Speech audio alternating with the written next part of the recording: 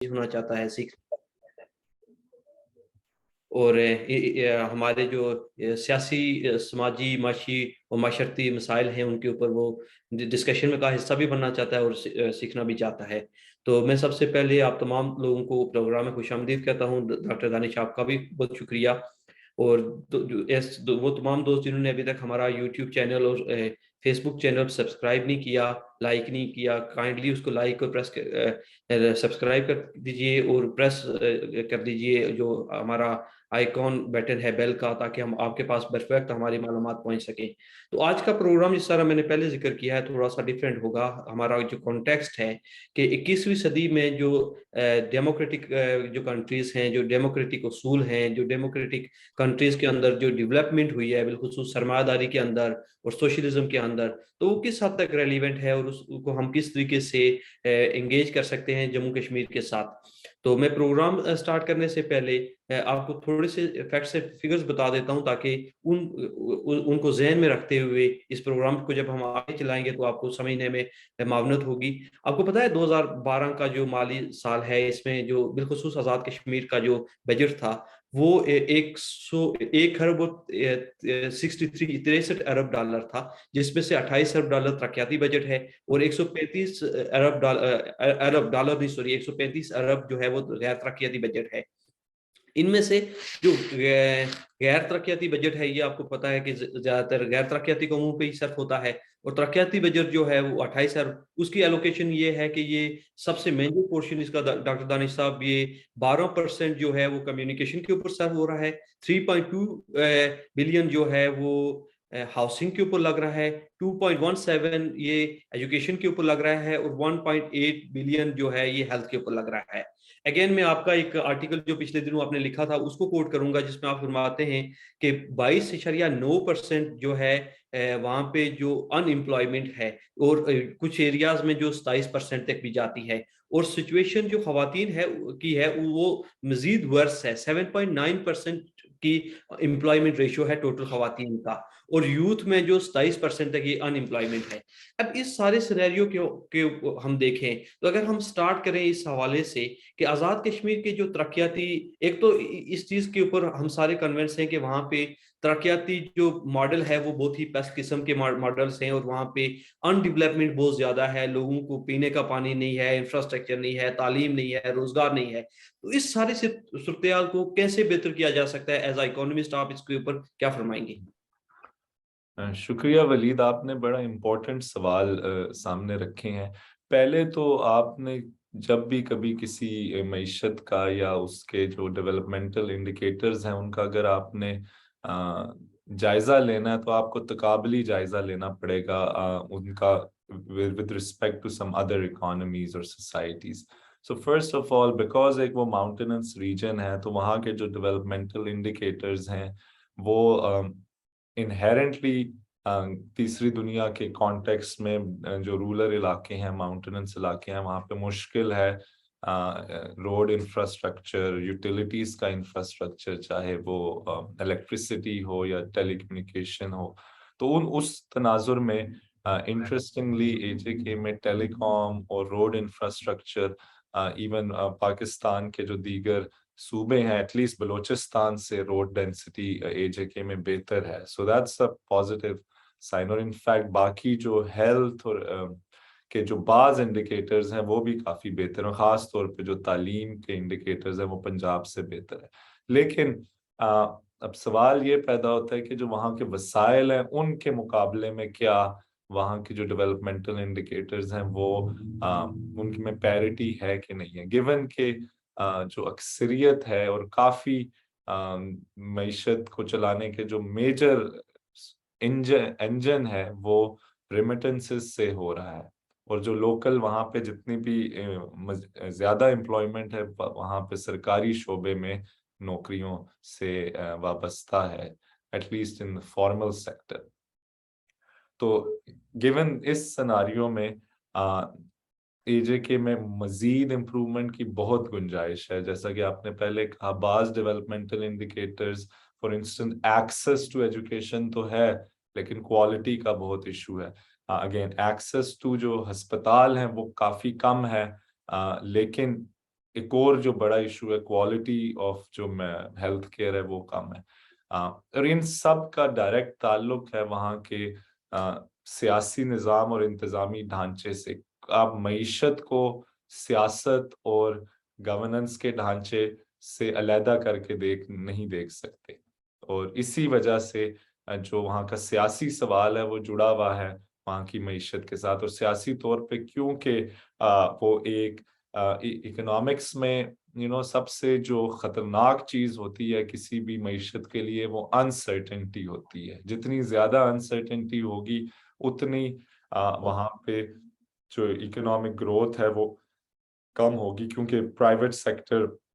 Investment کرنے سے گھبرائے گا. Similarly آپ پلان ڈیسیژن نہیں کر سکتے انویسٹمنٹ کی انسرٹنٹی کی وجہ سے.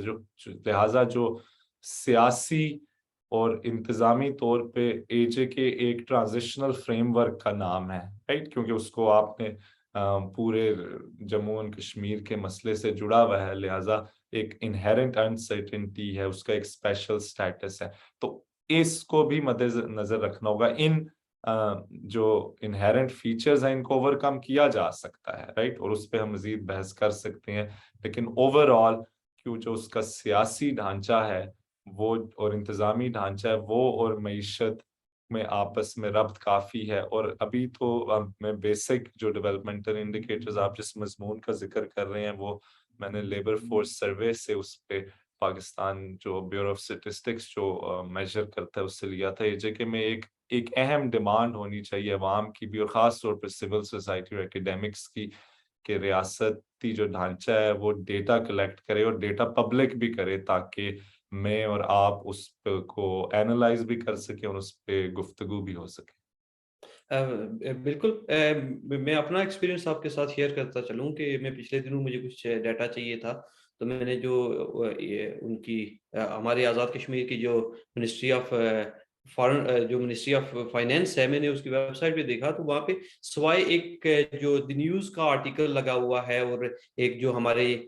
جو فائنینس منسٹر ہیں ان کی تقریر کے علاوہ وہاں پہ کچھ بھی نہیں ہے. تو ایک میجر ایشو وہاں پہ یہ بھی ہے کہ وہاں پہ نہ تو ڈیٹا اس کی کوئی کلیکشن کا کوئی پروسیس ہے سائنٹیفک بنیادوں پہ, اور اگر کوئی تھوڑا بہت ہے بھی تو وہ ایکسیس نہیں ہے جنرل پبلک کو. ڈسپائٹ دس فیکٹ اگر ہم تھوڑا سا مزید اس کو آگے چلیں اور اگر اس کو ورلڈ کانٹیکسٹ میں دیکھنے کی کوشش کریں تو جو معیشت بالخصوص جو ہے وہ پوری دنیا میں اس کو ایک اہم مقام حاصل ہے. وہ فرد سے لے کے ریاستوں کی زندگیوں میں اس کا اہم کردار حاصل رہا ہے, اور اس کے اوپر مختلف تھیریز بھی رہی ہیں, ہر دور میں یہ تھیریز تبدیل ہوتی رہی ہیں.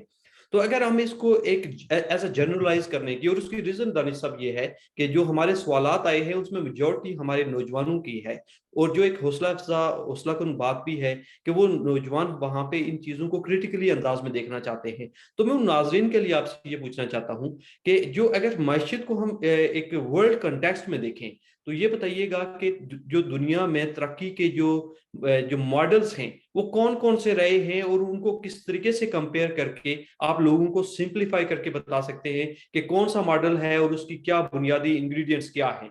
میں اس کے بعد پھر ہم سرمایہ داری کی طرف بھی آئیں گے. جی, انٹرسٹنگ سوال ہے اور اس کو I think I don't know multiple طریقے سے اس کو دیکھا جا سکتا ہے. تو میں جو ایک زاویہ پریزنٹ کروں گا, of course there are multiple ways to look at it. آپ اگر ہسٹوریکلی تو جیسا کہ آپ جانتے ہیں کہ کلونیلزم پورے ساؤتھ ایشیا میں تھا, جس کی وجہ سے یہاں کی مثال کے طور پہ برٹش کلونیل رول سے پہلے جو انڈیا تھا, اگین پارٹ انکلوڈنگ پارٹ جہاں پہ آزاد کشمیر جو اب حصہ ہے, وہ ایک اوور آل دنیا کا سب سے بڑا کاٹن پروڈیوسر تھا اور ٹیکسٹائل میں بھی لیڈ کر رہا تھا. اور جب ہی نو آبادیاتی نظام آیا, برٹش نے آ کے کاٹن پروڈکشن کی جو ٹیکسٹائل تھی اس انڈسٹری کو بند کیا اور صرف کاٹن را مٹیریل پنجاب خاص طور پہ بہت انڈین اور پاکستانی پنجاب سے ایکسٹریکٹ کیا, لیورپول, مینچسٹر میں, بلیک برن میں, وہاں پہ فیکٹریوں میں لگا اور پھر ٹیکسٹائل بیچی, نہ صرف انڈیا میں بلکہ پوری دنیا میں. تو جب بھی آپ اوور آل ڈیولپمنٹ ماڈل کا تجزیہ کریں گے تو اس میں طاقت اور جو سیاسی جبر ہے طاقتور ملکوں کی طرف سے، وہ ایک اہم اس کا رول رہا ہے، رائٹ. سو دوسری جنگ عظیم کے بعد جب کلونیلزم کے خلاف جدوجہد کامیاب ہوئی، جس میں سے ایک انڈیا میں بھی یہاں پہ آزادی ملی، فارمل انڈیپینڈنس ملی، جبکہ جو معاشی سٹرکچر تھا وہ تبدیل نہیں ہو سکا، رائٹ. معاشی سٹرکچر وہی کنٹینیو ہوتا رہا کہ ایک لمیٹڈ چھوٹی سی ایلیٹ ہے جو پالیسی ساز کی جاتی ہے، وہ اس ایلیٹ کو فائدہ دیتی ہے، جبکہ اکثریت خاص کا کوئی معیار زندگی بلند نہیں ہو. although سیاسی آزادیوں میں ظاہر سی بات ہے اضافہ ہوا بہت، خاص طور پہ انڈیا میں اور پاکستان میں بھی کافی امپروومنٹ آئی as compared to colonial rule, لیکن معاشی ڈھانچہ بالکل تبدیل نہ ہو سکا. اس کے برعکس جب ہم دیکھتے ہیں بعض تیسری دنیا کے ممالک، اس میں چین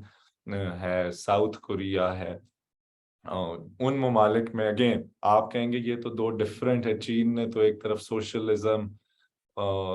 کا پاتھ لیا، جبکہ ساؤتھ کوریا یہ سمجھا جاتا ہے کہ اس نے ترقی کی، سرمایہ داری کی. لیکن آپ اگر ان دونوں ملکوں کی پالیسیز دیکھیں تو ان میں ایک انڈر لائن کامن تھیم ہے، اور وہ یہ ہے کہ انہوں نے لینڈ ریفارمز کیے. سب سے کی پوائنٹس ایگریکلچرل بیسڈ جو ان کی پروڈکشن تھی، کیونکہ اس میں ناہمواری تھی، بڑے بڑے جاگیردار یا لینڈ لورڈز کے پاس زمین تھی، جس کی وجہ سے پیداوار بھی کم ہوتی ہے اور سماجی ناانصافی بھی تھی. تو جو لینڈ ریفارمز تھے انہوں نے نہ صرف سوشل جسٹس کو پروموٹ کیا، بلکہ جو پروڈکٹیوٹی ہے، پروڈکٹیوٹی سے مراد کہ آپ کتنی فصل اگاتے ہیں زمین سے، اس میں بھی اضافہ ہوا، کیونکہ تب چھوٹے کسان یا کے پاس زمین آتی ہے تو جتنا بھی وہ پیدا کرتا ہے اس کا فائدہ ڈائریکٹ اسے خود ہوتا ہے، رائٹ. تو وہ انسینٹیو، محنت کرنے کا انسینٹیو اور اپنی فصل کی دیکھ بھال کرنے کا انسینٹیو زیادہ ہو جاتا ہے. اس کے برعکس جب آپ کسی بڑے لینڈ لارڈ کی زمین ہو جس پہ آپ نے مزارے رکھے ہوئے ہیں یا ورکرز، ویج ورکرز رکھے ہوئے ہیں، ان کے پاس انسینٹیو نہیں ہوتا کہ وہ زمین پہ کتنی محنت کریں، اور جس کی وجہ سے پیداوار اتنی نہیں ہوتی، right? اور اگین اس وقت اتنی ٹیکنالوجیکل ایڈوانسمنٹ بھی نہیں تھی، تو جو ہیومن لیبر تھا that was the key factor. اس کے علاوہ ان ملکوں نے جو صنعتی ترقی پہ توجہ دی، اور صنعتی ترقی میں کے لیے لازمی تھا کہ ریاست نے کی اہم رول ادا کیا، اور خاص طور پر انہوں نے جو آئیڈینٹیفائی کیے سیکٹرز جن میں زیادہ پوٹینشل تھا اور جو ان کے عوام میں جس سے زیادہ امپلائمنٹ بھی جنریٹ ہو سکتی تھی، اور گلوبل مارکیٹ میں بھی جن چیزوں کی ڈیمانڈ بنائی جا سکتی تھی، ان چیزوں پہ انہوں نے ایمفسائز کیا. اور تیسری انہوں نے یہ کیا کہ جو سماج میں کانفلکٹ تھا اس کو منیمائز کیا. اب چین میں وہ کانفلکٹ منیمائز اس طرح ہوا کہ انقلاب کے بعد کمیونسٹ پارٹی آف چائنا کی گورنمنٹ آ گئی، تو انہوں نے ایک طرح سے ریاستی جبر کا ٹول استعمال کیا، باقی جماعتوں کو ختم کیا. سملرلی ساؤتھ کوریا میں ایک آمریت تھی، رائٹ، اس کے اندر ہوئی. لیکن یہ جو دونوں ٹول ہیں کہ ایک جماعتی ریاست ہو یا ایک آمریت ہو، آئی تھنک کہ ایٹ لیسٹ آج کے دور میں خاص طور پہ کشمیر کے جو عوام ہیں جن کا جو مزاج ہے، اور ایز اے somebody جو ایز اے ہم جو جمہوریت پسند ہے، ہم اس کو بالکل پسند نہیں کریں گے. لہٰذا جو کانفلکٹ منیمائز کرنے کے لیے ایک اہم رول یہ ہو سکتا ہے کہ جو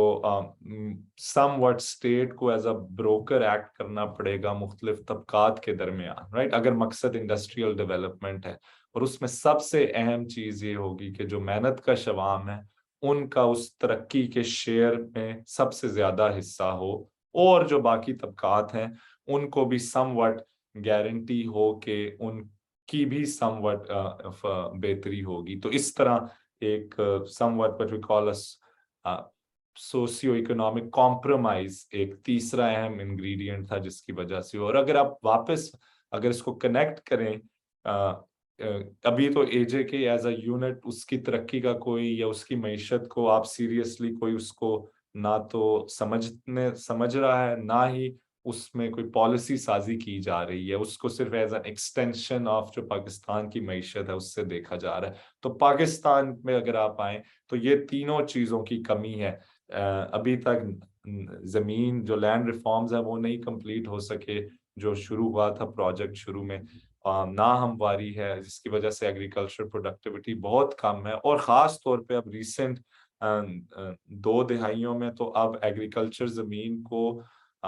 گیٹڈ ہاؤسنگ سوسائٹیز میں تبدیل کر دیا گیا ہے، جس سے بہت چھوٹے سے طبقے نے ارب پتی بن کے اور سب سے طاقتور بنے، لیکن نہ ہی ایکسکیوز می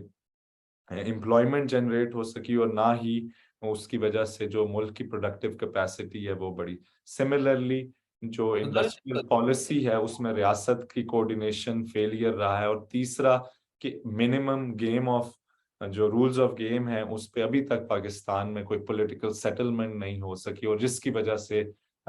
جو مڈل اور ورکنگ کلاسز ہیں ان کو ابھی کوئی میجر شیئر نہیں مل رہا اکنامک گروتھ یا ڈیولپمنٹ۔ ہم اس کی طرف آئیں گے، اور اے جے کے کا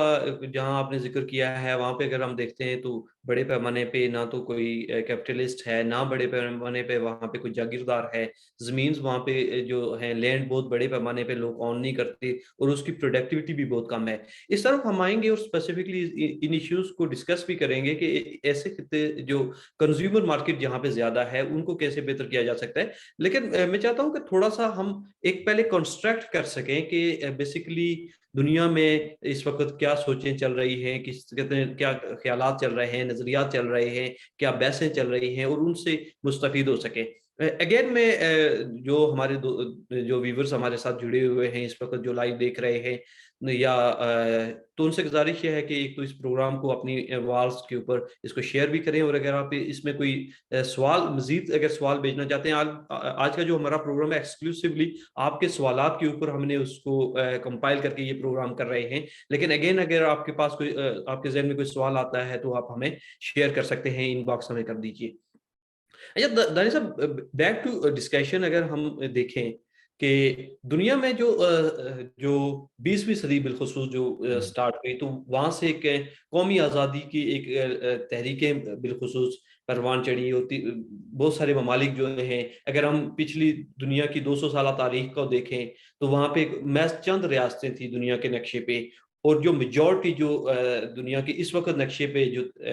جو ممالک ہیں، یہ 20ویں صدی میں بالخصوص 1900 Second World War, First World War اور سیکنڈ ورلڈ وار کے بعد 1914 سے اگر ہم سٹارٹ کریں تو 1970 کے درمیان ان کا وجود عمل میں آیا، میجورٹی جو سٹیٹس ہیں۔ اب جب دنیا میں یہ جو ممالک جو ایگزسٹنس میں آ رہے تھے، جو ایک نئی اسٹیٹ کے طور پر ایمرج کر رہے تھے، تو ہم دیکھتے ہیں کہ وہاں پہ کچھ ممالک ایسے ہیں جنہوں نے پیورلی سرمایہ داری کی جو راستہ ہے، جس طرح آپ نے کوریا کی مثال دی، تو اس جو معاشی نظام تھا، ڈھانچہ تھا، اس کو اڈیپٹ کیا۔ اور دوسری طرف چند ممالک ہیں، بہت کم تعداد میں ہیں، جن کو منصوبہ بند معیشت یا کچھ حوالے سے اگر سوویت یونین کی بات کی جائے تو وہاں پہ انہوں نے سوشلزم کا راستہ اختیار کیا۔ ان دو جو راستے ہیں، ایک تو ان کے درمیان جو تقابلی جائزہ ہے، ایک تو وہ تھوڑا سا پیش کر دیجئے، اور دوسرا یہ بتائیے کہ آپ کی نظر میں دنیا کے لیے سسٹینیبل جو پروجیکٹ ہے یا سسٹینیبل جو پاتھ وے ہے وہ کون سا ہے؟ آپ نے جو پریمس رکھی ہے کہ ایک طرف سرمایہ داری اور ایک طرف سوشلزم، اور اس کو پلاننگ کے تحت کی لینس سے آپ نے یہ ڈیفرینسیشن کی ہے، تو میں ایک پرووکیٹیو بات کرنے لگا ہوں کہ، اور وہ یہ ہے کہ دنیا میں کوئی بھی معیشت پوری طرح سے سرمایہ دارانہ معیشت کوئی بھی نہیں ہے، اور جتنے بھی ممالک نے ترقی کی ہے وہ سم وٹ پلاننگ اور ریاستی انٹرونشن کے بغیر دنیا کی کسی معیشت نے کبھی کوئی ترقی نہیں کی۔ اس میں بے شک آپ امریکہ کی مثال لے لیں، جرمنی کی مثال لے لیں، یا یو کے کی، رائٹ، اور آف کورس چین اور سوویت یونین کو تو سب تسلیم کرتے ہیں کہ وہاں ریاست نے کیا۔ تو یہ جو تصور ہے کہ کوئی سرمایہ داری سے مراد صرف ایک فری مارکیٹ جہاں پہ صرف مارکیٹ آپریٹ کرتی ہے، یہ صرف ایک یوٹوپین خیال ہے، کیونکہ مارکیٹ آپریٹ کرتی ہیں ریئل سوسائٹیز میں، جہاں پہ ڈفرینٹ انسٹیٹیوشنز ہوتے ہیں، ڈفرینٹ کلچرز، ڈفرینٹ ویلیوز، اور ڈفرینٹ انٹائٹلمنٹس ہوتی ہیں افراد کی، طبقات کی، اور آف کورس ریشل، ایتھنک اور جینڈر ڈفرینسیشنز بھی ہوتی ہیں۔ تو ان ساروں میں اگر آپ امریکہ کی دیکھیں 1929 میں، تب جہاں دنیا کی سرمایہ داری کی تاریخ کا سب سے بڑا جو بحران آیا جس کو گریٹ ڈپریشن کہتے ہیں، اس سے نکلنے کے لیے امریکہ نے کیا کیا؟ اس وقت یہاں پہ جو پریزیڈنٹ تھے وہ فرینکلن ڈیلانو روزویلٹ، جو ابھی تک امریکہ کی تاریخ کے سب سے پاپولر صدر سمجھے جاتے ہیں، انہوں نے کہا کہ ریاست کی ذمہ داری ہے کہ وہ ہر بے روزگار شخص کو روزگار دے۔ اب یہ آپ کو کیسا لگ رہا ہے؟ یہ کیا یہ سرمایہ داری ہے یا سوشلزم ہے کہ سب سے بے روزگاری ختم کرنے کے لیے امریکی صدر نے کہا کہ جی ریاست سرمایہ پروگرام شروع کرے گی جس میں جو بھی کوئی بے روزگار شخص ہے اس کو روزگار ملے گا۔ اوکے، اسی دوران ہوور ڈیم بنا جو امریکہ میں سب سے بڑا ڈیم ہے، ڈفرینٹ نئے شہر بنے، نئی کمیونٹیز بنی، ٹھیک، اسی دوران۔ اس کے بعد امریکی صدر نے کہا کہ معیشت کو سٹیبل رکھنے کے لیے ہر 65 سال سے اوپر شخص کو سوشل سیکیورٹی ملا کرے گا، لہٰذا اس کو پینشن ریاست دے گی۔ یہ آپ کو پالیسی کیسی لگی؟ رائٹ، یہ کیا یہ سرمایہ داری ہے یا سوشلزم ہے؟ اس کے بعد انہوں نے یہ کہا کہ جو کوئی بے روزگار ہوگا اس کو اگر پھر بھی بے روزگاری رہی تو بے روزگاری الاؤنس ملے گا اور منیمم ویج ہوگی and so forth۔ اور یہ سب کس دوران ہوا؟ اس دوران ہوا کہ جب امریکہ میں مزدوروں کی ٹریڈ یونین، لیبر یونینز کی ایک تحریک چل رہی تھی جو یہ تمام رائٹس ڈیمانڈ کر رہی تھی، اور ریاست اور گورنمنٹ نے اس کو as a common sense policies بھی لیا، اور ایک طرف تو سرد جنگ بھی تھی، لیکن اس وقت کیونکہ ابھی سوویت یونین بھی ایمرجنگ پاور تھا اور رائز آف فیشزم ہو رہا تھا، تو اس طرح امریکہ اور سوویت یونین کے درمیان اس طرح کی ابھی سرد جنگ بھی نہیں شروع ہوئی تھی۔ سو کہنے کا مقصد یہ ہے کہ یہ ودن کوئی بھی ڈیسنٹ، اگر آپ کسی بھی اکانومسٹ جو ہسٹوریکل پرسپیکٹو رکھتا ہے اس سے اگر آپ پوچھیں گے تو وہ یہ تسلیم کرے گا کہ سرمایہ داری کو نظام ریاست کی کوارڈینیشن کے بغیر چل ہی نہیں سکتا، یا چلے گا تو اس میں انہیرنٹ کرائسس ہے، یہ بلٹ ان فیکٹر ہے سرمایہ داری کا کہ وہاں business cycle booms and best آتے ہیں، اور ان کو صرف ریگولیٹ کیا جا سکتا ہے تھرو پراپر گورنمنٹ انٹرونشن۔ اور یہی پوری پالیسی سازی ہے جو کینزین اکنامکس سے ہمیں دیکھنے میں ملی ہے۔ اور اس طرح اگر آپ چین میں دیکھیں تو انہوں نے بھی انقلاب کے بعد جو 1949 میں اسی طرح کی پالیسیز اپنائی کہ جیسے پہلے میں نے کہا لینڈ ریفارمز کی، اسٹیٹ نے ایک انڈسٹریلائزیشن پروجیکٹ شروع کیا۔ سو کہنے کا مطلب یہ ہے کہ مکسڈ اکانومیز ایٹ بیسٹ رہی ہیں، اور مکسڈ اکانومیز میں جو بائی مکسڈ اکانومی آئی مین کہ ریاست نے ہمیشہ ایک اہم کردار ادا کیا ہے ڈیولپمنٹ میں۔ لیکن ہمارے آڈینس کے لیے، یا آپ اگر ابھی پاکستان میں کوئی بھی مین سٹریم میڈیا میں ڈسکشن سنیں یا اکانومسٹ کو سنیں تو یہ ایک انوکھی بات رکھے گی، کیونکہ ایک تاریخی پرسپیکٹو مسنگ ہے، اور یہ خاص طور پر 1980 اور خاص طور پر 1990 اور اب پچھلے 2 سالوں میں ایک نئی قسم کی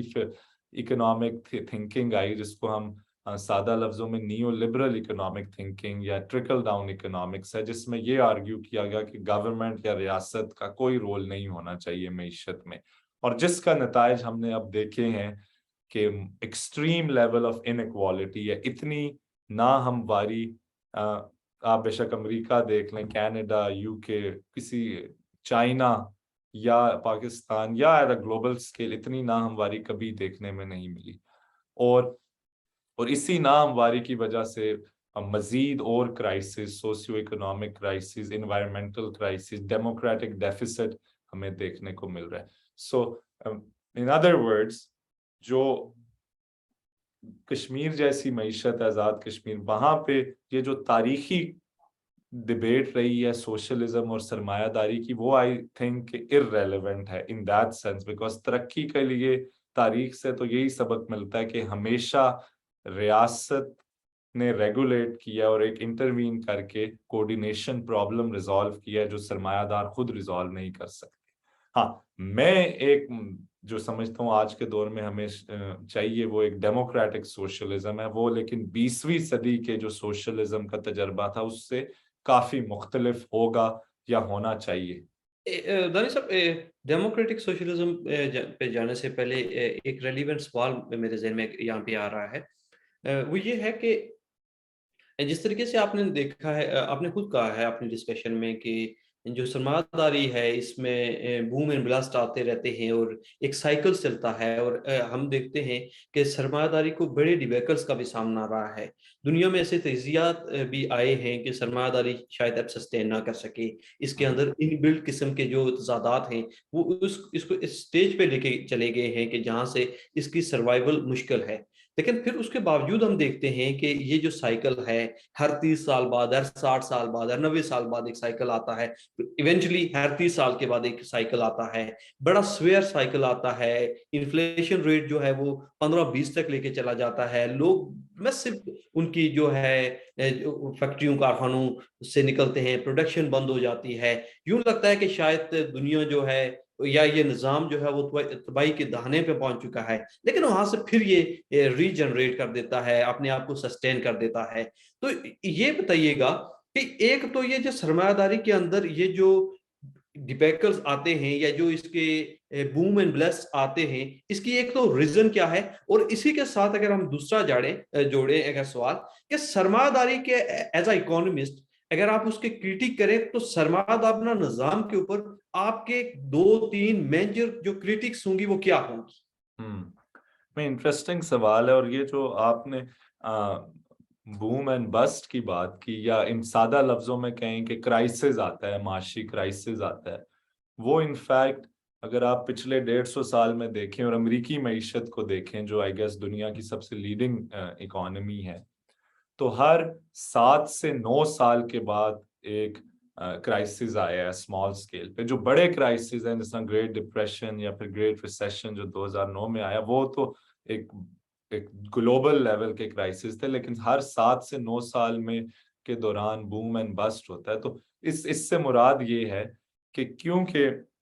جو سرمایہ داری کے اندر ایک جو ایسپیکٹ ہے وہ گروتھ ہے، کہ آپ نے ہمیشہ معیشت کو کیپ گروئنگ کرنا ہے اور وہ گروتھ کرتی رہے اور پروفٹ ریٹس بڑھتے رہیں۔ ان پروفٹس کے اصول کے لیے، رائٹ، اس کی میں آپ کو ایک بالکل سادہ سی مثال دیتا ہوں کہ اگر لیٹس سے آپ اگر سرمایہ دار ہیں، رائٹ، لیٹس سے وال مارٹ دنیا کی ایک سب سے بڑی گروسری اور ریٹیل چین ہے،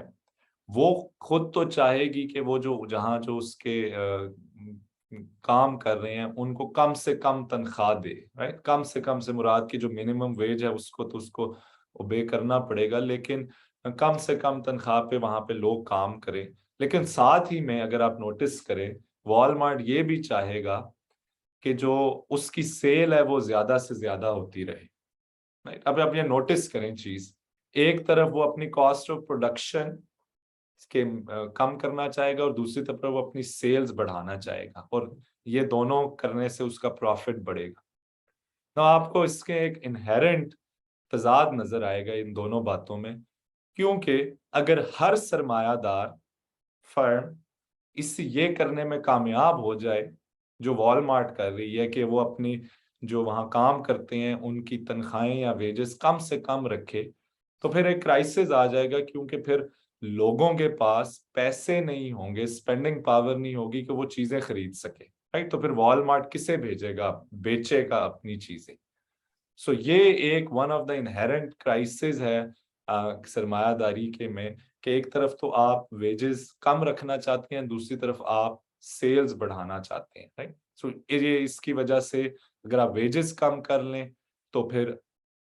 آپ کی کاسٹ آف پروڈکشن تو کم ہو جاتی ہے، لیکن پھر انڈر کنزمپشن ہوتی ہے، آپ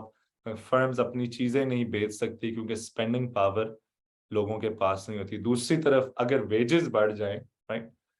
تو کاسٹ آف پروڈکشن اوپر جاتی ہے، تو پروفٹ سکویز ہو جاتا ہے فرمز کا۔ تو وہ ہمیشہ ان دو کے درمیان فرمز پھنسی رہتی ہیں، اور پچھلے 30 سال میں خاص طور پہ یورپ اور نارتھ امریکہ میں اس انڈر کنزمپشن کے مسئلے کو ریزالو کرنے کے لیے ایک نئی چیز ایجاد ہوئی جو آپ کی بھی جیب میں ابھی پڑی ہوگی، جس کو کریڈٹ کارڈ کہتے ہیں۔ تو کریڈٹ کارڈ کا مقصد یہ تھا ان سم ویز ڈیٹ کا، کریڈٹ اویلیبلٹی کا، کہ تنخواہیں تو ہم نہیں بڑھائیں گے لیکن لوگوں کو پیسے دے دیں گے ادھار کریڈٹ جس سے وہ ہماری چیزیں خریدتے رہیں. لیکن اس سے پھر ایک اور کرائسس نے جنم لیا جس کو ڈیٹ کرائسس کہتے ہیں. یہاں پہ میں ڈیٹ کرائسس جو شہری یا عام لوگوں پہ جو ڈیٹ ہے اس کی بات کر رہا ہوں, ریاستی ڈیٹ کی بات نہیں کر رہا. تو وہ اس کی وجہ سے ایک اور کرائسس. آپ نے شاید سنا ہو کہ امریکہ میں آلموسٹ آن ایوریج جو اسٹوڈنٹس ہیں جو یونیورسٹی جاتے ہیں ان پہ $20,000 سے $30,000 کا قرضہ ہے, اور وہ ابھی 18 سے 22 سال کی عمر میں ہے. تو سیم ایک سیم کینیڈا میں بھی یہی ہے. جی کینیڈا میں بھی ایسے, اور دیگر جو سوشل ڈیموکریسیز تھیں یا جو ویلفیئر ریاستیں تھیں وہ بھی اب اسی طرف ہی جا رہی ہیں. تو یہ وہ تضادات ہیں سم جن کی وجہ سے کیپٹلزم کے اندر بوم اینڈ بسٹ آتے رہتے ہیں. اور یہ تو صرف معاشی سطح پہ ہے, لیکن of course there environmental crisis بھی ہیں جس پہ اگین آئی ڈونٹ نو اگر وقت ہو تو ہم آج بھی بات کر سکے. تو یہ ایک ہسٹوریکل کانٹیکس بھی اور کنٹمپرری بھی ابھی بھی ہم ایک some sort of a crisis سے ہی گزر رہے ہیں. جی دانش صاحب, اس سے پہلے کہ ہم اپنے آج کے جو مین ہمارا ٹاپک ہے اس کی طرف جائیں گے, ایک یہاں پہ اور سوال جو میرے ذہن میں بھی آ رہا ہے. پہلے تھوڑا سا میں اس کو اگر ایکسپلین کر لوں کہ جو سرمایہ داری میں جو چیزیں ایک دوسرے کے ساتھ جڑی ہوتی ہیں, اور میرے نزدیک اس میں ایک فیکٹر یہ بھی ہوتی ہے کہ جب ان پلین اکانومی ہوگی وہاں پہ چیزیں پروفٹ کی بنیاد پہ, جس طرح آپ نے کہا ہے کہ وہاں پہ پروڈیوس کی جائیں گی, تو اس سے ہوگا یہ کہ ہمیں پتہ نہیں ہوگا کہ مارکیٹ میں کس چیز کی کتنی ضرورت ہے, ڈاکٹرز ہمیں کتنے چاہیے, انجینئرز کتنے چاہیے, لائرز کتنے چاہیے. تو اوور پروڈکٹیوٹی ہوتی ہے. اسی طریقے سے اگر ہم کموڈیٹیز کی طرف جائیں, ہمیں ریفریجریٹرز کتنے چاہیے, ہمیں ٹی وی کتنے چاہیے. ہوتا یہ ہے کہ پروڈکشن ایک ٹائم پہ بہت زیادہ ہو جاتی ہے اور اس کے خریدار یا کنزیومر جن کے پاس پیسے نہیں ہوتے وہ آپس میں ان کی تعداد کم ہو جاتی ہے. اور ایک ٹائم ایسا ہوتا ہے کہ چونکہ یہ آج کے دور میں ایک انڈسٹری دوسری انڈسٹری کے ساتھ جڑی ہوتی ہے, تو ایک ٹرکل ڈاؤن افیکٹ شروع ہو جاتا ہے کہ جب آپ کی گاڑیاں نہیں بکیں گی تو گاڑیوں کے ساتھ آپ کی سیل جو ہے, صرف ایک انڈسٹری گاڑی جو ہے اس میں ٹائر بنانے والا الگ ہوگا, اس کا اسٹیئرنگ بنانے والا الگ ہوگا, اس کی سیٹس بنانے والا الگ ہوگا, اس کے نٹ بولٹ بنانے والا الگ ہوگا, اس کے میکینکس الگ ہوں گے. تو ایک جو میجر انڈسٹری ہے وہ ٹرکل ڈاؤن کر کے بہت ساری ڈفرینٹ جو انڈسٹریز ہیں ان کو افیکٹ کرتی ہے. تو اب اگر اس پرابلم کو ہم دیکھیں اور اس کو ریزالو کرنے کے لیے جو سرمایہ داری نے اپنے اوپر جو تنقید ہے اس سے بچنے کے لیے انہوں نے دو چیزیں یہاں پہ دی ہیں. ایک تو انہوں نے کہا کہ آپ لوگ جو سوشلزم اور سوشلسٹ سوسائٹی کی بات کرنے والے لوگ ہیں, استحصال کی بات کرنے والے لوگ ہیں, تو ہم اس تنقید سے بچنے کے لیے انہوں نے ایک روبوٹک لیبر سٹارٹ کر دی ہے. اگر آپ بڑے دانش صاحب جتنے بھی والمارٹ ہے یا امیزون ہے, اگر اس پہ دیکھیں تو امیزون کا انفیکٹ ایک وہ پروجیکٹ یہاں پہ لگا رہے ہیں سیاٹل, اور اس کا ہیڈ آفس جو ہے وہ آئی ٹی کے حوالے سے وہ یہ جس سٹی میں رہ رہا ہوں کیلگری میں بنا رہے ہیں. تو آپ جائیں گے, آپ سٹور پہ جائیں گے, آپ کو ہر چیز وہاں پہ رپورٹ آپ کو سرو کریں گے, کوئی لیبر لیس قسم کی وہاں پہ ہیومن لیس وہاں پہ لوگ ہوں گے. آپ جائیں گے اپنا کریڈٹ کارڈ سے پے کیجئے, ایون آپ کوئی چیز ڈیلیوری منگواتے ہیں تو ان کا ڈرون آ کے آپ کے گھر پہ چھوڑ کے جائے گا. ایک تو وہ یہ کہتے ہیں کہ اس کی وجہ سے ہم ایک تو روبوٹک لیبل لے کے آ رہے ہیں, تو آپ کا ہمارا جو استحصال کا جو آرگیومنٹ تھا وہ کہتے ہیں کہ اس کی وجہ سے آپ کا یہ آرگیومنٹ ختم ہو جائے گا. دوسرا وہ یہ کہہ رہے ہیں کہ پہلے آپ کہہ رہے تھے کہ ایک بڑا سرمایہ دار ہے, جتنے پیسے بنتے ہیں تو وہ اس سرمایہ دار میں سے وہ سرپلس ویلیو اپنی ایبسٹریکٹ کر کے اپنی جیب میں ڈال دیتا ہے اور پروفٹ اس کے جیب میں زیادہ جاتا ہے. جو آپ نے ان ایکویلٹی کی بات کی تو جی اس کی وجہ سے ان ایکویلٹی کی بات ہو رہی تھی. اب انہوں نے کہا کہ اوکے جی ہم آپ کو بڑی جو کمپنیز ہیں اس میں ایز اے شیئر ہولڈر بناتے ہیں, آپ کو اپنی کمپنیز کے آلدو کے بہت مائنر ہوں گے, ٹیسلا میں وہ اپنے 5% شیئر جو ہیں وہ اپنے امپلائز کو دے دیں گے, کوئی بڑی جو ہے جی ایم سی ہے وہ اپنے 5% یا 10% یا ایون 50% شیئر جو ہے وہ لیکویڈیٹ کر کے عام لوگوں کو دے دے گی. تو وہ کہتے ہیں کہ اب تو ہم نے آپ کو شیئر ہولڈر بنا دیا ہے, آپ بھی اس کمپنی کے آنر ہیں آلدو کہ آپ کا پورشن چھوٹا ہے. تو یہ بتائیں کہ کیا یہ جو استحصال اور جو ملکیت اور ان ایکویلٹی کی بات ہے, یہ کیا آرگیومنٹ ابھی ریلیونٹ ہے؟ آپ نے کافی سارے سوال کر دیے, تو ہوپ فلی بھی ٹریک کرتے رہیں گے کہ تاکہ وہ مس نہ ہو جائیں. لیکن جو پہلے آپ نے وہ بات کی جس کو اوور پروڈکشن کی, وہ ایک آف کورس ایسپیکٹ ہے, لیکن یہاں پہ یہ بھی پوائنٹ آؤٹ کرنا اہم ہوگا کہ پلاننگ رجیم میں بھی بہت ساری مسٹیکس اور اس میں بھی انابیلٹی ٹو ڈیٹا میجر کرنے کی ہو سکتی ہے، جس کی وجہ سے مزید کرائسس بھی آ سکتے ہیں. اور آپ نے سنا ہوگا جو فارمل سوشلسٹ معیشتیں تھی وہاں پہ شاید آپ سنا ہی ہوگا کہ ڈبل روٹی لینے کے لیے لائنیں لگی تھی رائٹ. اور وہ کیوں وجہ تھی کہ آف کورس آپ پلانرز سے بھی، وہ بھی تو انسان ہیں، ان سے بھی مسٹیک ہو سکتی ہے. تو یہاں پہ آئی تھنک جو سرمایہ داری کی جو میجر تنقید ہے میرے نزدیک وہ صرف یہ مارکیٹ نہیں ہے، بیکاز جیسے آپ کو پتا ہوگا کہ مارکیٹ سوشلزم بھی چل سکتا ہے right. So and there is nothing inherently like اس میں استحصال کے بغیر آپ مارکیٹ بیسڈ اکانومی بھی چلا سکتے ہیں. تو مارکیٹ یا پلاننگ کوئی میجر فرق نہیں ہے سرمایہ داری یا سوشلزم میں. صرف میرا پوائنٹ یہ تھا کہ دنیا کی کوئی بھی معیشت صرف مارکیٹ یا صرف پلاننگ پہ نہیں چلتی. دنیا کی ہر معیشت مکسڈ ہے، جس میں بعض شعبوں میں پلاننگ ہے اور بعض میں مارکیٹ اور بعض میں ہائیبریڈ ہے جس میں دونوں آپریٹ کر رہے ہیں right. So that's a very different point. یہ 20ویں صدی میں ہم نے سوشلزم کو اور سرمایہ داری کی بحث کو ان دو چیزوں میں ڈیوائڈ کر دیا، مارکیٹ یا ریاست یا پلاننگ. تو میں یہ کہہ رہا ہوں کہ اب ہمیں اس سے باہر سوچنا پڑے گا، کیونکہ میں نے آپ کو مثال دی امریکہ جس کو آپ مارکیٹ اکانومی کہتے ہیں، اس نے میجر ترقی کی تھرو مکسڈ پلاننگ رائٹ. اس نے مکس پلاننگ کی. اور سملرلی دنیا کی کوئی معیشت جاپان دیکھ لیں، ہر میں وہ صرف اس کی اسکیل میں فرق تھا کہ کس حد تک کی. یہ تو پہلا وہ پوائنٹ ہو گیا. سیکنڈ جو آپ کا سوال تھا آٹومیشن کا، کہ جو آٹومیشن ہو رہی ہے اور of course that's a major question جو مزید ہوگی. تو آئی ووڈ آرگیو کہ اگر سرمایہ داری میں انفیکٹ انلیس کوئی ریڈیکل تبدیلی آئے، آپ حیران ہوں گے یہ بات سن کے کہ جو دنیا کے لیڈنگ سرمایہ دار ہیں رائٹ. دنیا کے لیڈنگ سرمایہ دار تو ملک ریاض صاحب تو نہیں ہے رائٹ، یا پاکستان میں یا کشمیر میں بیٹھے ہوئے نہیں ہیں، وہ یہاں امریکہ میں ہی بیٹھے ہوئے ہیں. تو ایون اس کی مثال مارک زکربرگ جو سی ای او کے فاؤنڈر ہیں فیس بک یا میٹا جس کو کہتے ہیں، وہ امریکہ میں سب سے بڑے ایڈووکیٹ ہیں یونیورسل بیسک انکم کے. بات غور کر، یونیورسل بیسک انکم سے مراد ہے کہ فیس بک کے سی ای او کہتا ہے کہ ہر امریکی کو ریاست وظیفہ دے ٹھیک. اور وہ اس وجہ سے وہ کہہ رہے ہیں کیونکہ اگلے کچھ دہائیوں میں بہت ساری جو امپلائمنٹ ہے جو ابھی ہم کر رہے ہیں، بہت سارے لوگ کرتے ہیں، وہ روبوٹس کریں گے. تو there will be a massive crisis of unemployment right. اس ان امپلائمنٹ کے کرائسس کو سالو کرنے کے لیے جو پہلے ایک سوشلسٹ بات سمجھی جاتی تھی، جو ابھی Sweden, Denmark, Norway, Finland میں ایسی پالیسیز ہیں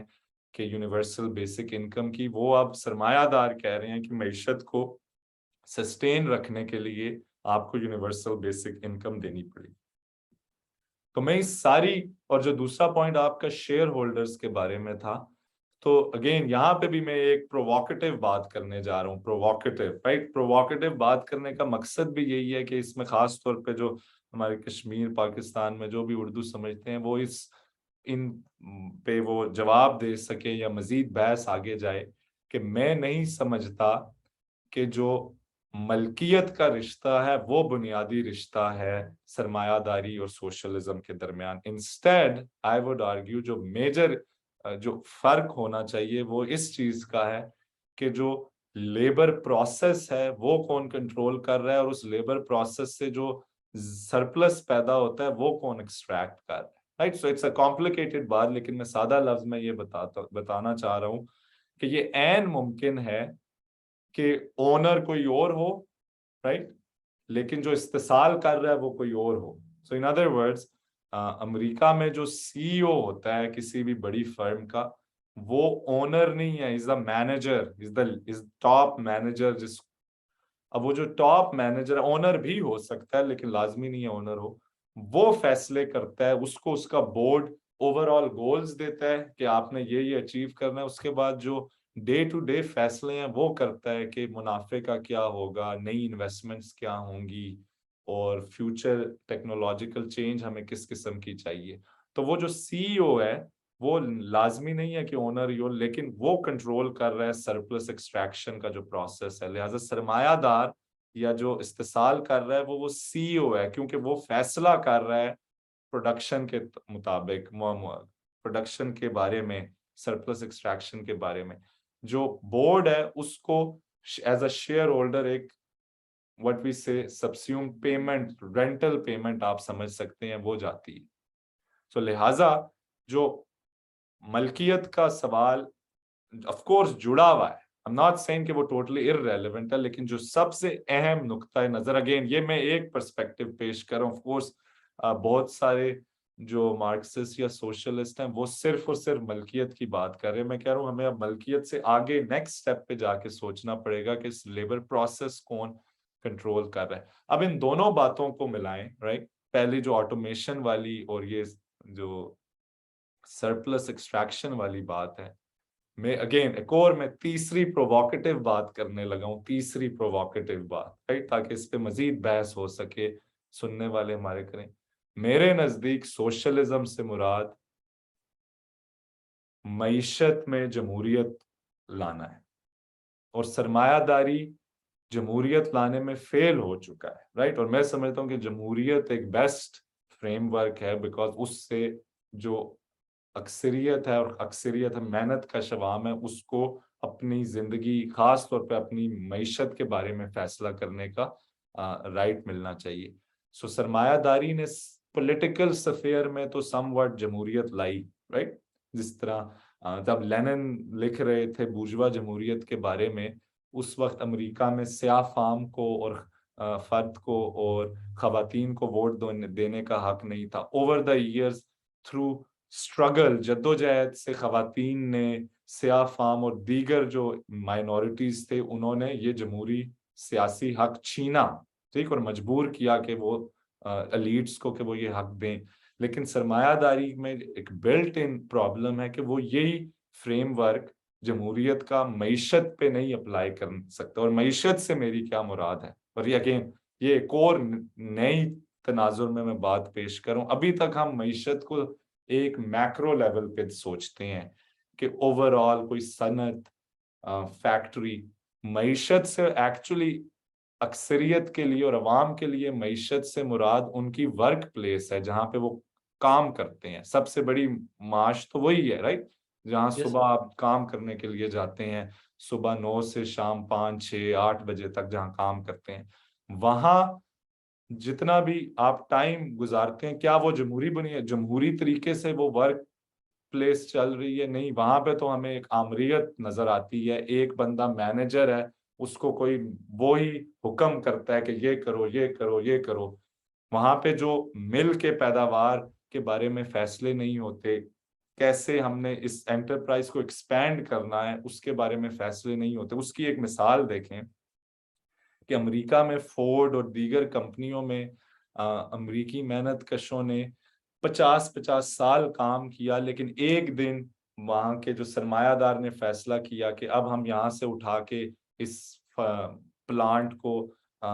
چین میں لے جائیں گے یا میکسیکو میں لے جائیں گے, اور وہ بے روزگار ہو گئے, رائٹ. تو یہ ایک انہیرنٹلی ان ڈیموکریٹک ایسپیکٹ ہے. تو میرے نزدیک سوشلزم کا پروجیکٹ جمہوریت کو سیاست میں آف کورس فردر سیمنٹ کرنا اور معیشت میں جمہوریت کو لانا ہے, اور اس کی بیسٹ ایک فریم ورک ہو سکتا ہے کہ جہاں پہ کوآپریٹیوز بنائے جائیں, جہاں پہ جو محنت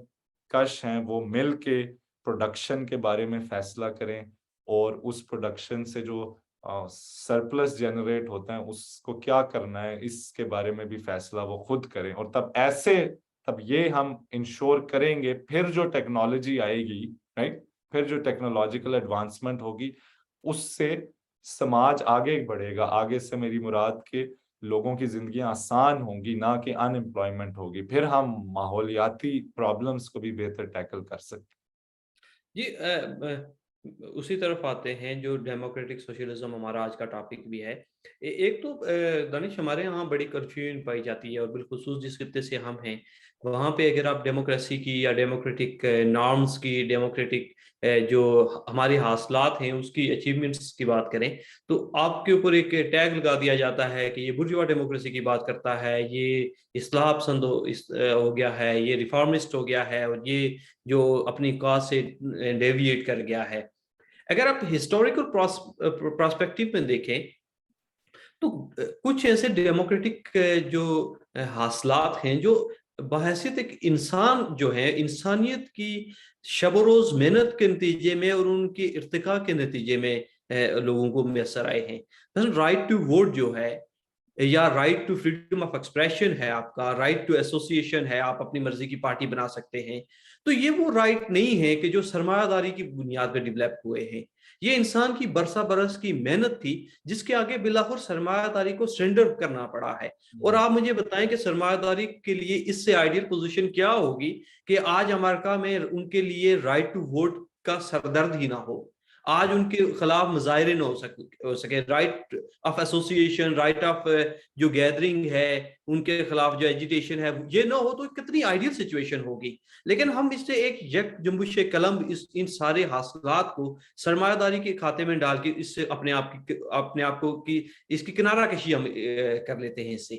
تو ہمارا جو آج کا ٹاپک ہے ڈیموکریٹک سوشلزم، تو ایک تو اس کے اوپر تھوڑی ڈیٹیل میں بات کیجئے کہ ڈیموکریٹک سوشلزم سے مراد کیا ہے، اور ان ڈیموکریٹک سوشلزم کی اچیومنٹ کے لیے عام لوگ کس طریقے سے اپنا پارٹیسپیشن زیادہ بہتر کر سکتے ہیں، اور اس ڈیموکریٹک سوشلزم کے ذریعے ان کی زندگیوں کے اوپر کیا بہتر اثرات مرتب ہو سکتے ہیں۔ ہاں نہیں آئی مین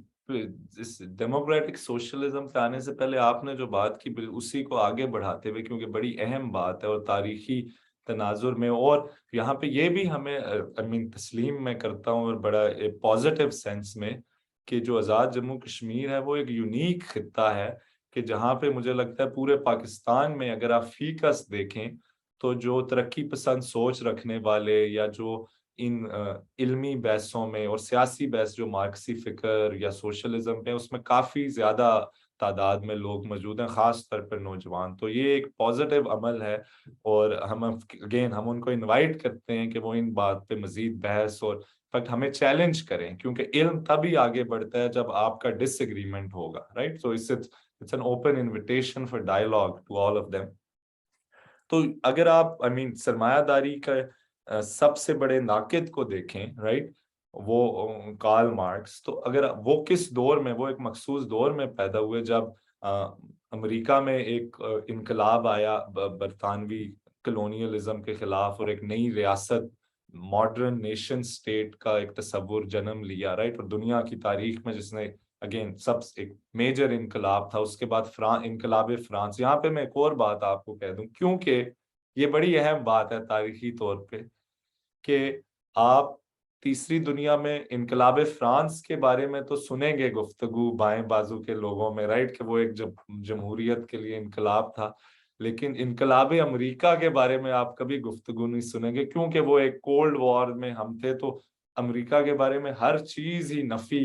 یا منفی طور پہ بتائی جا رہی تھی۔ لیکن ہم نوٹس کریں کہ امریکی کانسٹیٹیوشن میں جو امریکہ کے جو کانسٹیٹیوشن میں major provisions in terms of human fulfilment کی بھی بات کی گئی ہے، اور وہ اگر آپ اس کو ایک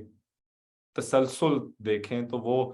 اس کی ایک کڑی پھر ایک سوشلسٹ سماج کی طرف ہی جاتی ہے، لیکن وہ اگین ایک فلسافیکل بحث ہے۔ اس کے علاوہ ابراہم لنکن اور مارکس کے درمیان، جو امریکی صدر تھے جنہوں نے سول وار کے دوران ان کے درمیان خط و کتابت کا سلسلہ جاری تھا، اور مارکس نے ان کی کافی تعریف کی کہ وہ ایک میجر تبدیلی لا رہے ہیں سماج میں، دنیا میں، ابراہم لنکن کے بارے میں۔ تو ان انقلابات کے بعد کے دور میں مارکس نے اسی دور میں پڑھ رہے تھے اور کافی ان سوالات کے بارے میں سوچ رہے تھے۔ تو ان دونوں انقلابات میں، امریکی انقلاب میں انہوں نے کہا کہ ہم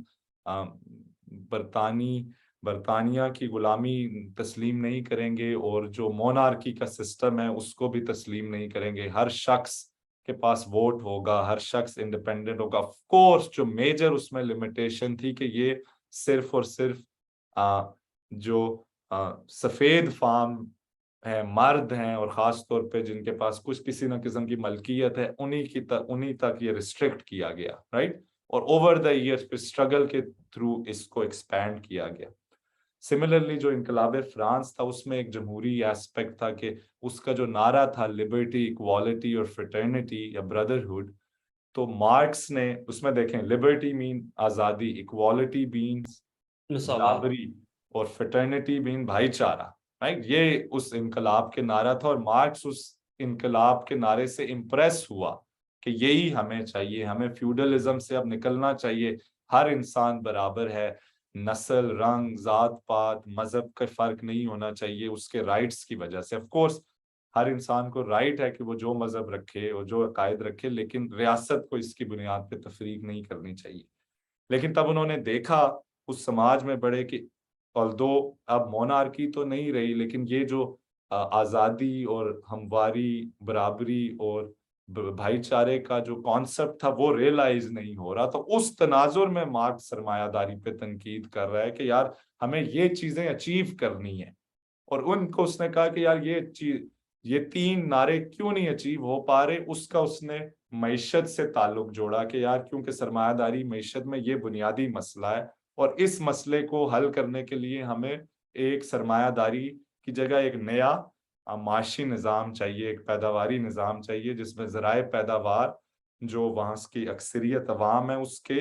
کنٹرول میں ہونے چاہیے. تو یہ وہ تناظر تھا جس میں انہوں نے اگین اس تناظر میں آپ دیکھیں آزادی جمہوریت سے جڑی ہوئی ہے، برابری بھی جمہوریت سے جڑی ہوئی ہے، بھائی چارہ، یہ تمام چیزیں ایک ڈیموکریٹک پروجیکٹ کا ایک حصہ ہیں.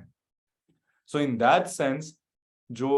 کرٹیک ہے جو یہ سول سوسائٹی کے جو رائٹس ہیں یا جو پولیٹیکل رائٹس ہیں، آئی تھنک ہم جو بائیں بازو خاص طور پہ پاکستان کشمیر میں وہ اس کو بورجوا کہہ کے ان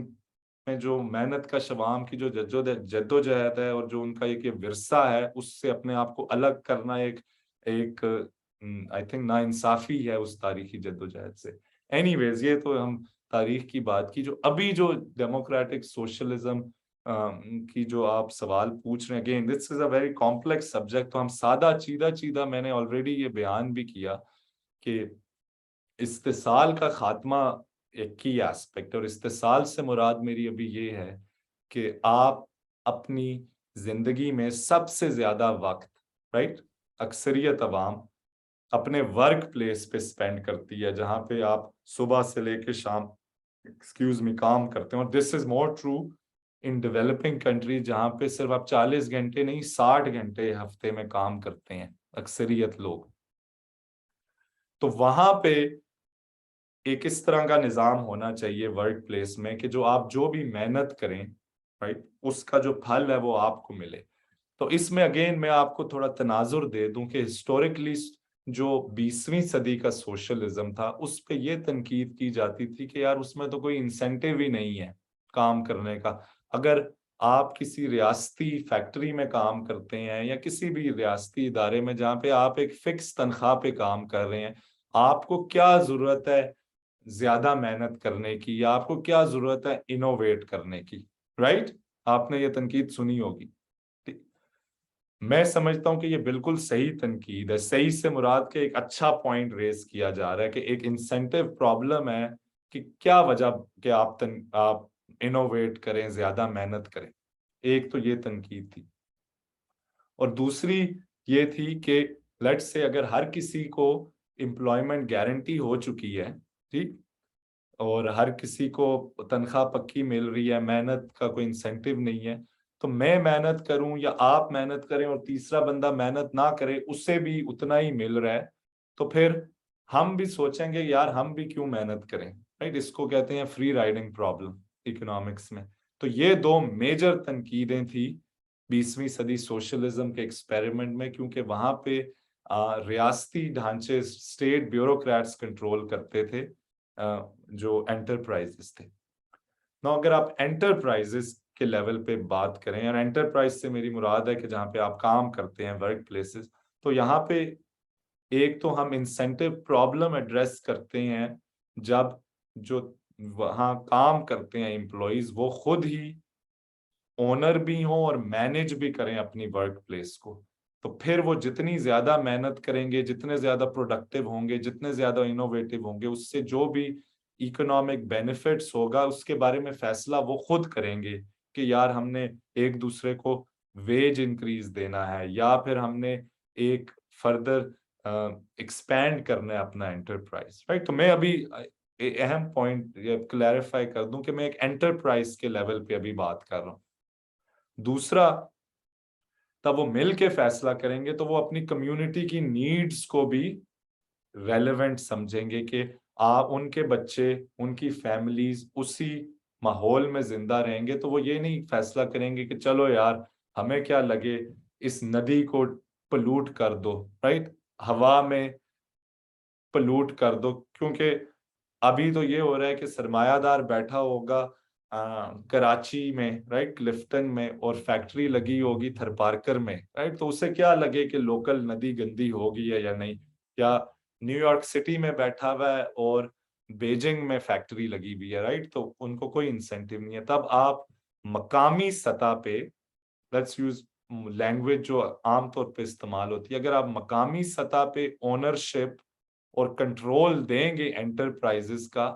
تو اس سے نہ صرف انسینٹیو پرابلم حل ہوگا، اس سے بلکہ آپ ماحول کو بھی صاف رکھ سکتے ہیں۔ اس سے جو آپ نے وہ سوال کیا کہ یار کیا کیا ضروریات ہیں سماج کی، ان کو بھی وہ بہتر سمجھتے ہیں۔ سو ان ادر ورڈز، آپ نے بہت سنا ہوگا ڈیولوشن کا کہ جی یار مقامی سطح پہ گورننس قائم کی جائے، اس پہ تو سارے اگری کر رہے ہیں، لیکن کوئی یہ نہیں کہہ رہا کہ مقامی سطح پہ انٹرپرائزز قائم کیے جائیں جو جمہوری ہوں۔ سو بیک ٹو مائی کی پوائنٹ کہ ہمارا مقصد، یا میں ایٹ لیسٹ یہ سمجھتا ہوں کہ ایک جو 21ویں صدی میں جو ایک نئی طرز کی معیشت ہے وہ سینٹرڈ اراؤنڈ ہونی چاہیے local governance and local democracy, right? اور یہ اب اس پہ اپیرنٹلی کسی کو ڈس ایگریمنٹ نہیں ہے کہ مقامی سطح پہ گورنمنٹ بھی ہونی چاہیے اور جمہوریت بھی، سب مانتے ہیں کہ اچھی چیز ہے، تو why not so let's forget about, میں تو سرمایہ داری، سوشلزم، فلانا ازم کی بات ہی نہیں کر رہا، میں صرف یہ کہہ رہا ہوں کہ وائی ناٹ پھر مقامی سطح پہ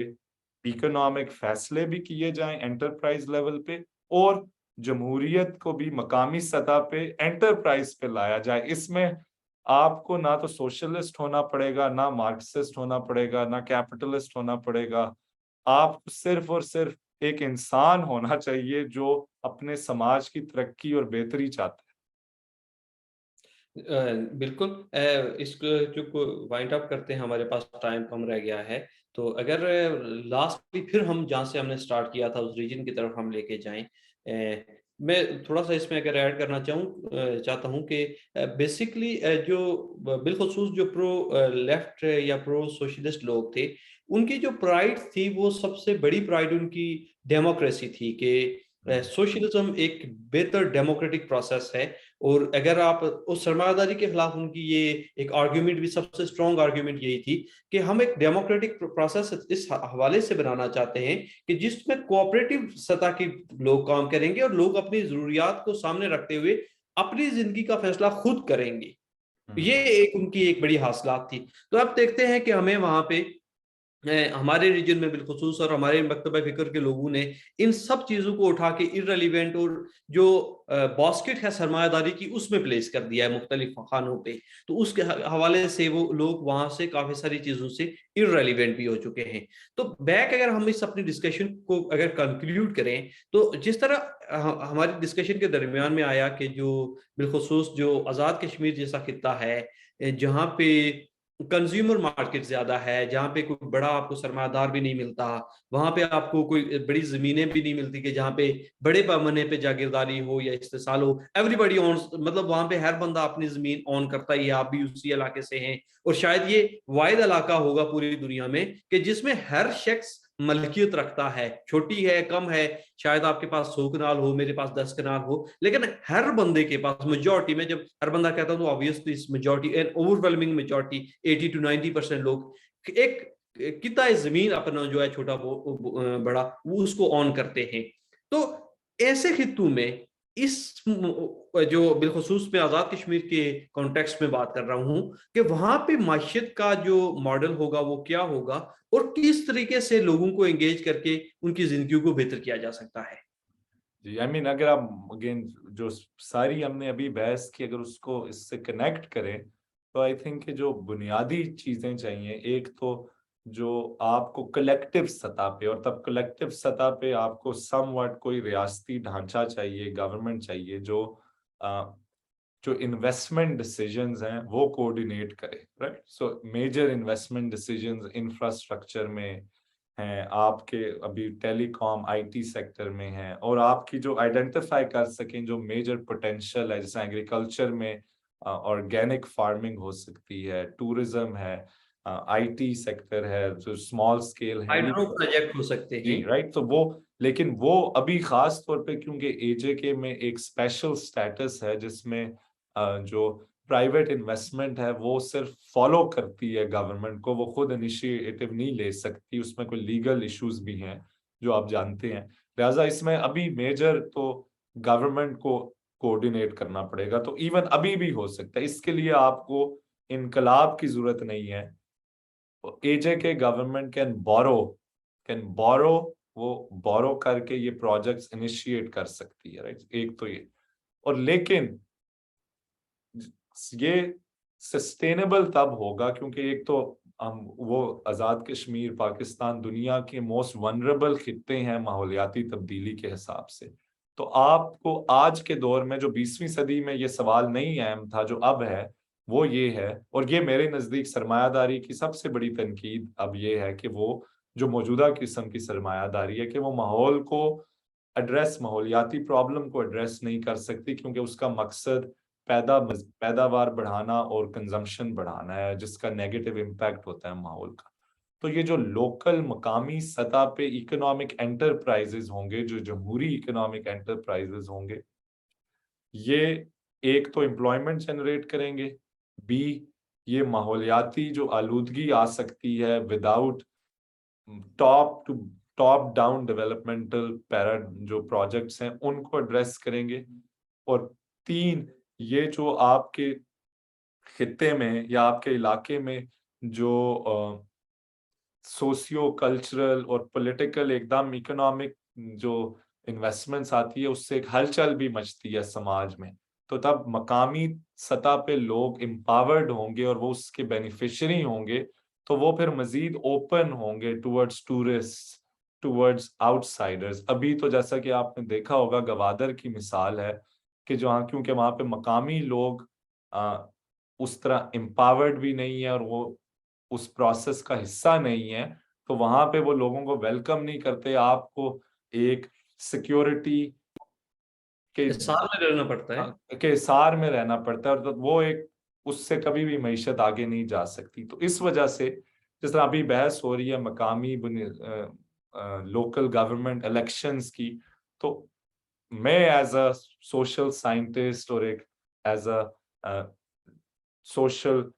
سائنٹسٹ جو سماج میں برابری سوشل جسٹس پہ یقین رکھتا ہوں اور ماحولیاتی سسٹینیبلٹی کو ایک اہم سوال سمجھتا ہوں تو میں یہ آرگیو کروں گا کہ ابھی ہمیں لوکل کوآپریٹیوز کی طرف بڑھنا پڑے گا رائٹ. اور لوکل کوآپریٹیوز ہی بیسکلی ڈیولپمنٹل ماڈل ہو سکتے ہیں اور آف کورس وہ صرف ایک ایسپیکٹ ہوں گے. آف کورس کوآرڈینیٹ میجر سطح پہ آپ کو ایک پلاننگ گورنمنٹ کی طرف سے چاہیے ہوگی لیکن وہ صرف اس کا مطلب یہ نہیں ہے کہ آپ مارکیٹ کو ختم کریں گے. آئی تھنک مارکیٹ کا ایک اپنا رول ہے جو بہت سارے چیزیں ہیں جس طرح کہ آپ کو جو مارکیٹ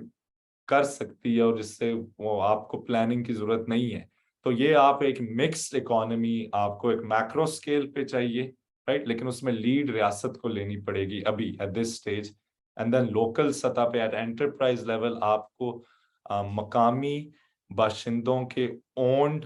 جس کے وہ اس مالک خود بھی ہوں اور خود ہی ان کو وہ مینج بھی کریں وہ آپ کو انٹرپرائزز چاہیے جن کو آپ workers owned and managed cooperatives بھی کہہ سکتے ہیں. تو یہ ایک وے فارورڈ ہے. بہت شکریہ دانش. हमारा टाइम इसके साथ ही टाइम पूरा हो चुका है। मैं एक दफ़ा सब देखने वालों का बिलख़ुसूस हमारे नौजवानों का शुक्रिया अदा करूँगा, और आप तमाम दोस्तों से आखिर में फिर यही गुज़ारिश है कि इस प्लेटफ़ॉर्म को ज़्यादा से ज़्यादा लाइक और शेयर कीजिए, अपने दोस्तों तक इसको पहुँचाइए, और जो लोग अभी तक हमारे बाज़ाब्ता तौर पर सब्सक्राइबर नहीं हैं, काइंडली इसको सब्सक्राइब कर दीजिए, ताकि हमारी बर वक़्त इन्फॉर्मेशन आपके पास बर वक़्त पहुँच सके। दूसरा, आप लोगों से एक दफ़ा फिर गुज़ारिश है कि हमारा आज का ये प्रोग्राम का मकसद भी यही था, हमने किसी गेस्ट को नहीं बुलाया, कि जो वहाँ के नौजवानों के इश्यूज़ हैं और वो इसके ऊपर सोचना भी चाहते हैं, बोलना भी चाहते हैं, इसके ऊपर डिबेट भी करना चाहते हैं, तो एक्सक्लूसिवली हमने उनको ओवर सिम्प्लीफाई करके उनके ही सवालात को आपके सामने दोबारा रखा है। और मेरी आप तमाम दोस्तों से गुज़ारिश है कि आप अपने जो भी आपके कमेंट्स हैं, जो भी आपके सवालात हैं, वो आप हमें इनबॉक्स कर सकते हैं, और हमने एक मैकेनिज़्म इस तरह का डेवलप किया है कि जो हमारे जो गेस्ट्स होते हैं, उनके अलावा हम इस तरह के जो संजीदा किस्म के सवालात हैं, वो आपके सामने डिस्कस करेंगे, और उसका मकसद ये है कि नौजवानों को वहाँ के बिलखुसूस पूरे साउथ एशिया के नौजवान जो उर्दू बोलते और समझते हैं, हमारे इस प्लेटफ़ॉर्म के साथ जुड़े हैं, उनके अंदर एक क्रिटिकल थिंकिंग वहाँ पे पैदा करके इस सोसाइटी के अंदर एक पॉज़िटिव अपना कंट्रीब्यूट किया जाए। और जिस तरह दानिश ने कहा है कि चीज़ें सिर्फ़ उसी वक़्त आगे बढ़ती हैं जब वो एक-दूसरे के ऊपर क्रिटिक करें और एक-दूसरे के साथ मुकालमा करें। इसी के साथ हमारा आज का प्रोग्राम इख्तिताम पज़ीर होता है। आप सब देखने वालों को मेरा और दानिश का सलाम। नेक्स्ट हफ़्ते एक नए इम्पोर्टेंट गेस्ट के साथ, नए इम्पोर्टेंट टॉपिक के साथ हाज़िर होंगे। तब तक इजाज़त दीजिए। अल्लाह